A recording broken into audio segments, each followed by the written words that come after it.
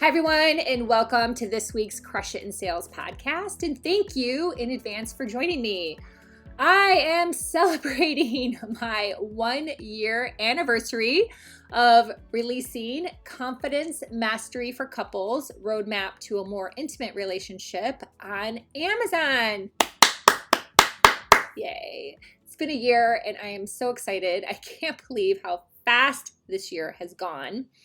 And on the Good Karma Success Coach podcast episode 183, I share a lot of tips and hindsights, 3 overriding tips, but as always, if you follow me, you know I pack a lot into those nuggets. So definitely circle through that podcast and listen to that, because I also want to say that even if you're not thinking of writing a book, those tips are pretty all-encompassing for other things you may be trying to accomplish as a goal or in this year or just as a future idea. So check that podcast out. But this podcast, I want to talk about the experience of recording an Audible. Because if you know me, you know that I have both of my books, Confidence Mastery for Couples, and then Life and Love Lessons, How to Discover Confidence Through Your Spiritual Journey, on Audible. So currently, as I record this podcast, they are both on Audible, which we often think of as Amazon. So I'm just going to put it that way. But I am in the process of also loading the books to another platform, so it can be on even more platforms, platform to platform. It's kind of a process, to be real honest with you. So when I get that up and running, they'll also be on Libro and Scribed and probably all these other ones that I've never heard of, that all of a sudden you look and you go, oh, there's my content. So it's pretty amazing world out there, how all these platforms are kind of intersected like a big spider web, and you end up seeing your stuff on other platforms. And honestly, it's a little interesting because you hope you're getting paid. You assume you're getting paid and you get like a check, comes to your direct account, but you're kind of like, okay, where did this come from? So it's a little interesting, but that's all a learning for me that I'll share more on a later date, because I'm still trying to figure all that out. But today, what I wanted to talk about was tips on recording your audio book and doing it the self-publishing way, because it's been a journey. And one, I'm actually super, super grateful that I went this route. So again, if you listened to the Good Karma Success Coach podcast, episode 183, I talk about self-publishing and that I wanted to put more of my budget behind recording an Audible versus going with a hybrid or third-party publisher, which is what I did. So I felt that in that, I thought it would be great to share this content with all of you in case you ever wish to do that or you're thinking about doing that now. So here we go, drum roll. The first tip I would tell you is to know yourself. What does that mean? What I find amazing out there in the land is people that wish to grow an Instagram account, for example, but hate Instagram. Okay. So if you're someone that wants to have an Audible book, but you've never listened to audio before and you don't like it, is your energy going to be in alignment to doing the thing? Right? Think about that. There's so much to be said for your energetic alignment and how you feel when you do something, that you're not going to be into recording your Audible book if you don't even like audio, right? If you don't like listening to audiobooks, you're probably not going to be super thrilled doing the whole process, and it is a process. So knowing yourself is really important. For me, I have always been a fan of audio. I had books on tape. Yes, books on tape. I am 50. Then I had lots of books on CDs, which I still have. I have big Tupperware bins of all the books on CDs. I have a ginormous Amazon Audible book library, which I happily share those books with other people. And I also have Scribed. And I'm a podcaster, 2 podcasts, for goodness sakes, right? So obviously I love Audible. So I embraced the process, was excited about it, was nervous, I'm not going to lie, but I was overall excited. I was excited to spend the money. I had no money mindset around it. I knew it was a long game.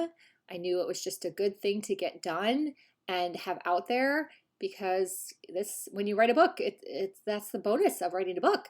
It doesn't go away. It's not like you're posting on Facebook and it's gone. Like, you write a book, you have it forever until you maybe would wish to not have it anymore, or you die, right? So, and then even when you die, it goes on. So anyhow, so know yourself. Like, if you love Audible, you're like, yes, I want to do this, like, go for it and do it. The other thing I would say is really understanding, and this is still under know yourself, that you have to sit for hours to do it. Like, I sat very still in a chair for hours. For hours. You have to keep your energy level at a consistent pace. You have to catch your own mistakes, or be very like cordial working with the producer that's going to catch your mistakes, right? So I would say a good half of the time I caught my mistakes. I knew I slurred a word or had a funny pause or mispronounced something or said something wrong. And then the other half of the time he caught me. So it's definitely a collaborative relationship.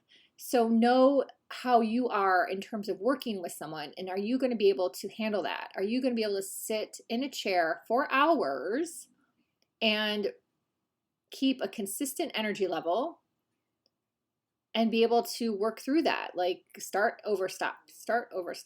So it's definitely like, could be not a great experience for someone if they don't like to do that. One of the things that really came into play is that I'm in human design. I am a generator. I'm a pure generator. So I can work tirelessly for hours on end. I can like put my racehorse blinders on, which is something I talked about in my last podcast episode with Ryan, episode 126, I believe. And that I'm really good at, putting the racehorse blinders on. And I suggest for people to do that. So this would be another instance where you just have to like suck it up, sit really still in the chair and record the Audible and get it done. So it's definitely something to understand that if you're someone who gets tired, maybe you're a human design projector or even a human design manifester or manifesting generator who doesn't have as much energy as a generator, this experience may be a little more challenging for you. Does that mean you can't do it? No, that's not what I'm saying. It just means that it might be a little bit more of a challenge than it was for me. When I started recording Confidence Mastery for Couples, I got really far really fast because I am an established speaker. I speak to audiences. I speak obviously on 2 podcasts for, this one 2.5 years, Good Karma Success Coach 3 years. So I have fine-tuned my speaking ability. Am I always perfect? No, that's not what I'm saying, but I have gotten a lot better from practice. And quite frankly, I've always been someone who could read out loud very quickly. I haven't ever been a slow reader. I've just had that skill set. So I knew all these things going in to the process, that I probably could handle it very well, and which I did. So again, when I was in the middle of recording Confidence Mastery for Couples and we originally slotted for 2 days, the producer looked at me when we were getting kind of close and he was like, you know what, I think we can knock this out in 1 day. Like, you're doing really great. Your energy is really, really even. And yep, let's push it 1 more hour and see if we can get it done. And we did. We got it done. So knowing yourself is really important. You never want to do something that you are kind of doubting. That's why I say, my tagline is achieve sales and feel good, right? You want to feel good in the process. So this is really part of it. Number 2, go with the flow. Because shit's gonna happen. Yes, shit's gonna happen. So in Confidence Mastery for Couples, one of the things that happened was at the very end, so as I just mentioned, we were kind of pushing it to get through the book in 1 day, the power went out. Oh my God. They were building a new high-rise a block away. So the recording studio, Elite Music, which is an amazing recording studio in Miami, in Coral Gables, they were building a brand new high rise a block away, and they must have hit something and the power went out on the whole street. So not only were we like, oh shoot, we're on a roll and we want to get this done, but then we were like, oh my gosh, did he save it? Where are we at in the process? Do we have to start anything over? So, just keeping calm. I know I said some prayers. I was like, please God, bring the power back so we can finish up, because I like to get home before the traffic starts in Miami. And I just wanted to also make sure that we didn't lose anything. So it's just really important to know that shit's going to happen and you have to go with the flow. And the other thing that happened in life and love lessons, which I've talked about before, is that my voice went out. So during day one, I started to lose my voice. I was not expecting that at all because I had recorded Confidence Mastery for Couples in one sitting. So what the heck? Why would I lose my voice like 4 months later? Like, how did this even happen to me? And that was a whole journey, which I've documented before, but just for anyone that has never heard it, is I had to go home that day. I was like, I got to go home. And then we were going to start up the next day, and I was like, I don't think this is a good idea. So I took a week off because I didn't want to waste any more time to go back and finish the book. So it's really important to just go with the flow. And luckily, Cece and her team at Elite were really amazing to work with, and they went with the flow too. Because you know what? You lose your voice. What else are you going to do, right? You just kind of keep on going, just like the electricity going out. You just kind of like go, okay, it's got to come back on eventually. Like, we just have to go with the flow. So being able to do that really can contribute to how you feel and the success of the product, and also your relationships, obviously, right? And the third thing that I want to talk about today is the actual tactical means of recording your Audible. So the first way that you can record your Audible is the way that I did it, which is finding a professional studio and recording using my own voice. The second way that you can do it is to find a studio and hire someone to record in their voice, so a narrator, and they would be using their voice. This is also very popular, very common. A lot of even big authors use this as a way to get their Audibles recorded because of the reasons I just stated in the earlier tips, like you could lose your voice and things happen, their schedules might not allow. So it's just one other way to do that. And the third is you can actually record your Audible at home. I know there are some courses and some online coaches that teach you how to do this. My personal opinion is that is probably the hardest way to record an Audible, because if your Audible is not perfect, ACX will reject it. And then you've gone through all this work for nothing really, or you might have to redo it all. And to me, that is very stressful to have that hanging over my head. I would rather spend the money to have it done professionally, have the files edited professionally, everything handed to me in a certain format so I can just easily upload them. Because once you go to upload something in ACX, it's actually not difficult at all.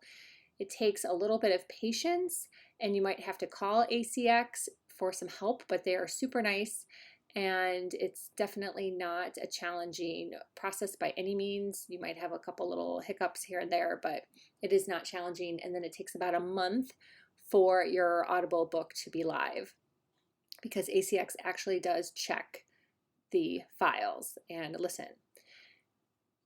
So I think when you make a decision to use a narrator, I would say some of the reasons why you would use a narrator, if you're not like a big name like Tony Robbins where you have to save your voice for live events, which totally makes sense, is you may be someone who isn't a podcaster, maybe doesn't have like a TV show or other books out there. So your voice isn't really something people are necessarily looking for when they purchase an Audible.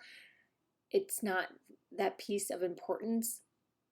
Also, too, maybe you are someone who just is doing one book and then you're done. So to save time, to save strain on your voice, just to kind of get it done, it makes sense to hire a narrator. And from what my friend Susan, who is having her book professionally done using a narrator, the cost was the same as the cost that I spent going to Miami. So net net, the cost is still relative around $3,000, which to me is totally worth it for something that is going to be out there forever. Like I said in the beginning, your book will live forever. It will even outlive you. And so to get it done professionally, to have that be an easy part of the process versus trying to figure out how to do it from home, how to edit it correctly, how to get every little beep or your dog's barking, all the things that can happen. Many podcasters will agree that, stuff happens. I just recorded a podcast with my niece Sienna and you could hear the dogs in the background. So to have it recorded professionally, and one less thing you really have to worry about, is well worth the money. So I hope you like this podcast. It's been fun to really reflect on the Audible experience. If you are someone out there who also has an Audible and would like to share your thoughts with me, I'm always open to listening and reading. If you wish to send me an email, my email is melinda@melindavanfleet.com. And I just really highly recommend, if you are looking to grow as an entrepreneur, to write a book. It is just one of the most amazing experiences that you can have, and just a really, really awesome marketing tool that will aid in your growth on so many levels. So I encompass book writing, all the tactical tips and things you need to know, as well as all the soft skills like getting through your fear, overwhelm, time management, all these tools that you need in order to get it done. Like, just get it done. I encompass that in my private coaching as well. So feel free to reach out to me. Again, my email is melinda@melindavanfleet.com. Until next week, thank you so much for listening, and I hope you crush it in sales.